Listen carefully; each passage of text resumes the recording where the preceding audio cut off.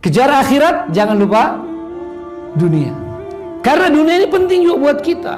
Hanya memahami ayat ini, jangan salah. Kalau katakan seimbangkan, itu pertama maknanya kurang pas dengan ayat. Yang kedua, siapa sih yang sungguh-sungguh menyeimbangkan dunia akhirat? Apa maksud seimbang? Kalau seimbang itu 50-50, 50% 50%. Bisakah kita sekarang ini urusan agama 50%, urusan dunia cuma 50%? Buktinya tidak kan? Ya, kalau pemikiran seperti itu, lebih banyak urusan dunia kita. Betul? Salat aja yang 5 menit sekali dikali 5 25 menit, masih banyak orang Islam yang tidak salat.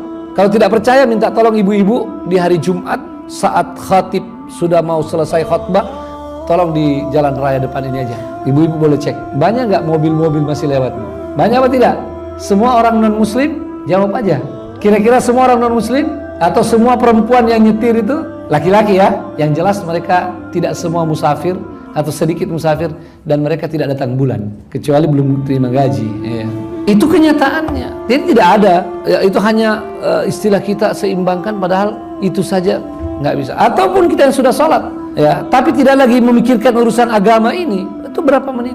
Jadi yang benar adalah antara dunia akhirat bukan dalam 2 garis sejajar, tapi harusnya 2 titik yang linear, 2 titik yang dalam 1 garis. Bukan yang linear, bukan garis sejajar, ini dunia, ini akhirat, bukan. Harusnya kalau tarik garis, dia ini titik dunia, ini titik akhirat, ditarik 1 garis. Dunia dan akhiratnya nyambung. Karena yang kita lakukan di dunia ini harusnya mempunyai perspektif akhirat. Nah, ini yang penting kita bangun. Tidur kita untuk akhirat juga, makan untuk akhirat, berjalan, bekerja. Kalau kita sudah dapat kuncinya, seperti itu. Nah, maka akhirat pokok, dunia jangan lupakan. Kalau mau mendalami ayat ini, disebut oleh para ulama tafsir, untuk dunia cukup diingatkan jangan lupa. Kalau akhirat harus dikejar, harus dicari. Kenapa Pak? Kenapa Bu?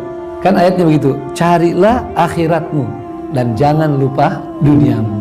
Karena secara fitrah manusia ini lebih cenderung ke dunia, lebih cenderung ke dunia. Urusan dunia tidak disuruh pun orang akan cari, betul? Betul?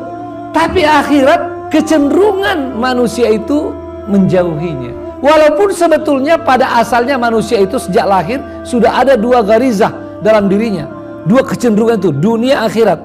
Tapi kemudian bertumbuh itu kecenderungan ke dunianya lebih banyak.